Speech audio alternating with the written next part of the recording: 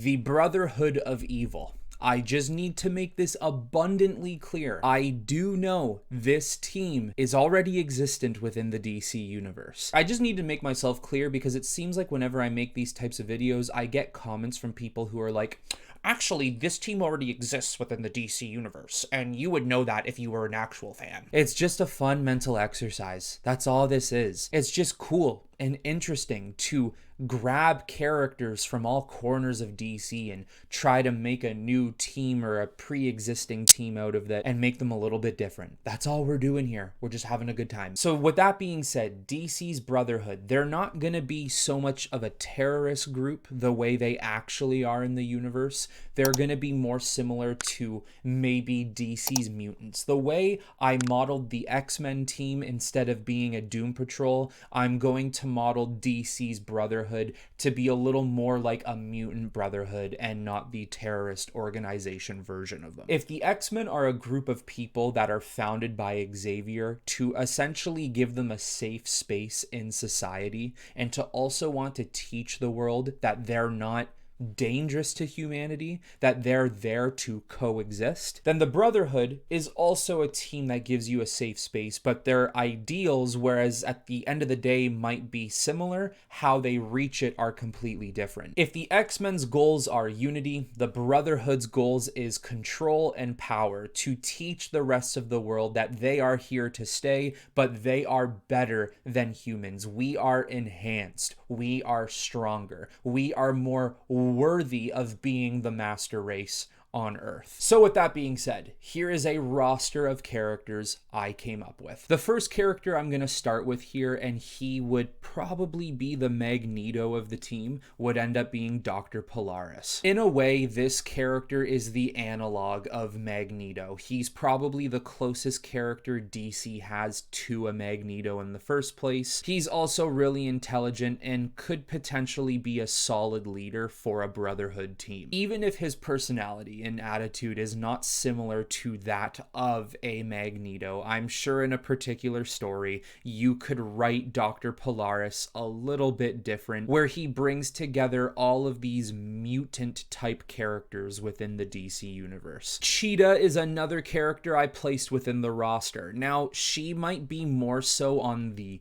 Greek demigod side of things, so maybe her place within a Brotherhood wouldn't really work, but I feel like her animalistic presence would definitely fit a Brotherhood, and also to the fact that you could play around with this idea that because she's not necessarily human anymore, she might be looked down upon by a lot of people around her, and maybe for someone like her, she might want a group of people who don't just see her as an animal. She wants to be more than that. Those emotions, you could argue, don't really bother Cheetah. That's not something that would get under her skin, but you could always play around with it as if maybe it does. Killer Croc is the next character, and arguably might be the most obvious choice to have on a Brotherhood out of this entire list that I made. He's had a medical condition nearly his entire life that has made him the way he is. Let's be honest here, Waylon Jones does not like that this happened to him. He doesn't like that he had to grow up with this defect. And who would confidently sit here and say, hey, yeah, I'm a crocodile living amongst a planet of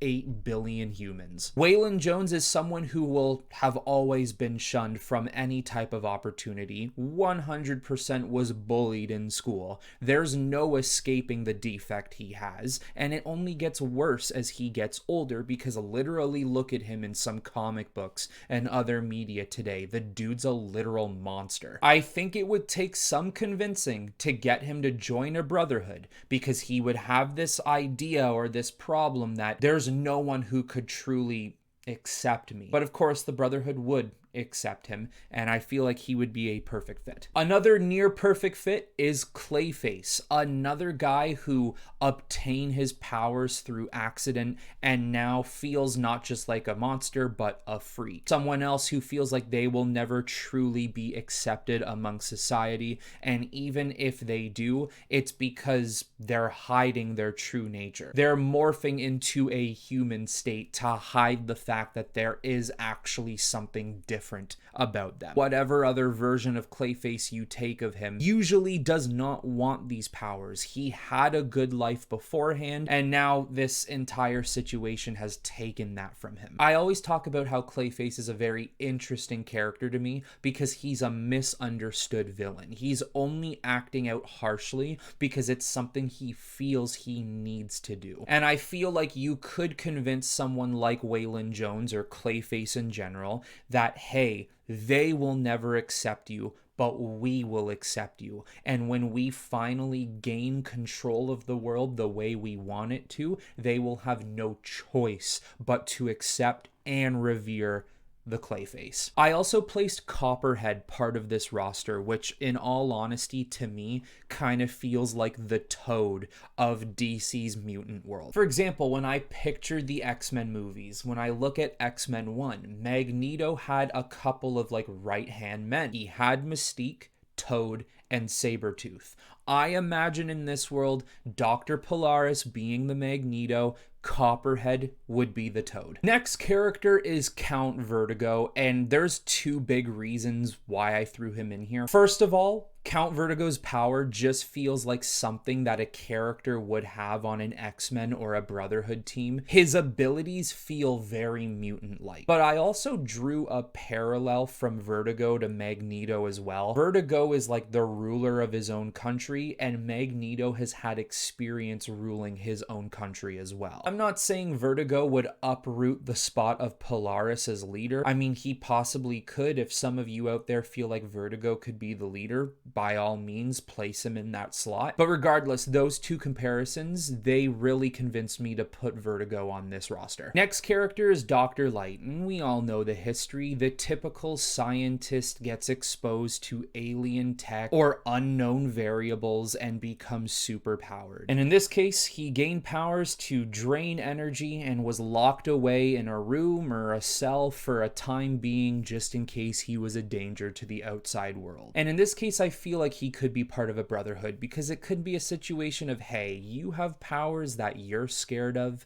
and that other people could be scared of, but look at the rest of this team. It is a group of people who look scary or have abilities that are scary, and the rest of the world does not have the mental capacity to truly understand what we are capable of. That right there, the end goal of what a mutant Brotherhood would be in the DC universe, would be enough to convince Dr. Light to join the team. Another doctor I threw in is Dr. Phosphorus, a terrible chemical accident that melted away his skin and has forever left him as a fiery skeleton. Here is another guy who would 100% be angry for what has happened to him and would probably hate the way he looks, looking like a freak, not being accepted by overall society. And here comes in the Brotherhood saying, hey, we got a place for you. The only thing about this character is I feel like there's a certain level to him that might be a little too unpredictable, and that might not be good for a team setting,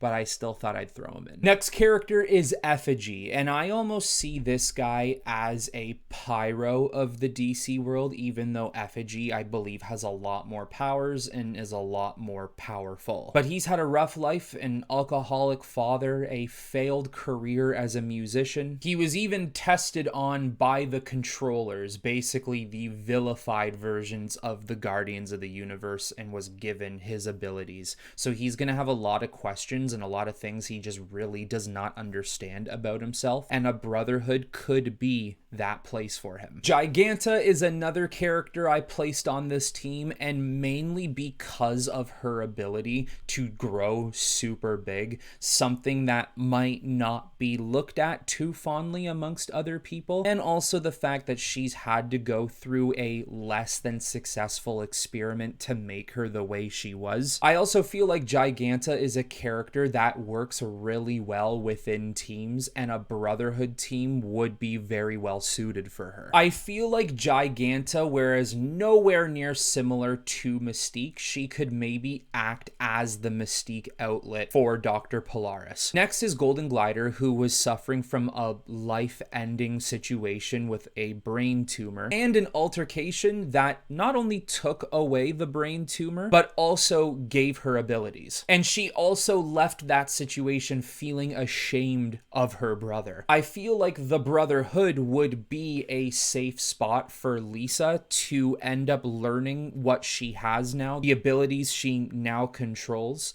and being able to be surrounded by people who understand what she has to go through. Next is Killer Frost, who's gone through a situation of being put in an alteration to her body that she did not wish or ask for. Something like this is life-changing and definitely is not easy to understand or get through, and this is a time where she could use a group of people who would help her understand what it is to be a mutant or to be mutated, and what it means to be able to have power where they can shift the dynamics of the world around them, especially society not looking at them the way they want to be looked at, which is simply to be respected. In this world, Killer Frost, I think, would be the Iceman, but in this situation, Iceman's in the X-Men, Killer Frost is in the Brotherhood. But as of right now, I believe Killer Frost is actually more of an anti-hero. She's kind of changed her ways, so this is actually a character who could go from Brotherhood to X-Men. Then you got Man-Bat, who is basically the beast of this team, except instead of the X-Men, once again, it is the Brotherhood. I feel like a story you could use is Man-Bat joining the Brotherhood because he feels as if they understand him more than the X-Men does. And what Dr. Polaris and the Brotherhood do for him is they fund his experiments to be able to find a way to cure him of ever turning into a bat again. But it is Polaris who takes on that Magneto role, who essentially tells him, no, you are Beast, right? You are the Man-Bat. Don't worry about your human form. Worry about who you truly want to be. Don't worry about what society and the rest of the world have to say about you. What do you want to be? What do you feel? And maybe Kirk Langstrom's like, yeah, you know what? You're right. I want to be Man-Bat. Parasite is up next, and this is another character that I think is almost on the level of a Killer Croc or a Clayface. He needs to be part of this team. And he takes the similarities of two characters. He almost has the powers of a Rogue, but once again, Rogue is X-Men.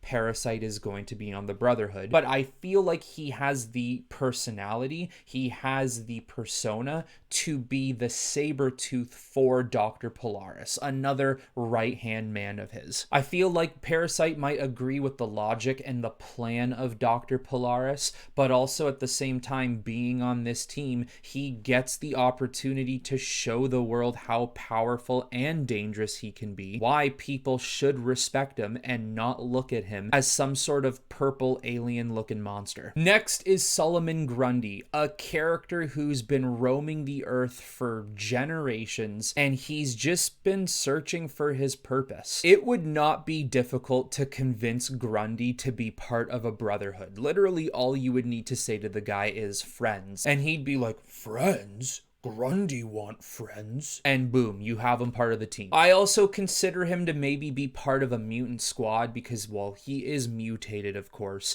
and he is very, very old. He's been here for hundreds of years. And then last but not least, but the last character I have on this list is Tattoo Man. And very specifically, I really don't have many other reasons why, but the one thing that stood out to me, being able to take the tattoos from your body and bring them to life. That just seems like something a mutant character would be able to do in X-Men or the Brotherhood. And I feel like he would really have to be there. Also, being tattooed all over his body, he might feel like society doesn't look at him or respect him the way he feels he should be. So there you go, guys. There is the DC's version of a Brotherhood, more so looking at it from the aspect of being mutantized, more like what Marvel's Brotherhood Brotherhood looks like. Let me know in the comments below some of your favorite characters I listed here. Also, comment more characters that maybe I missed throughout this video or simply didn't mention, because there were a lot more I had,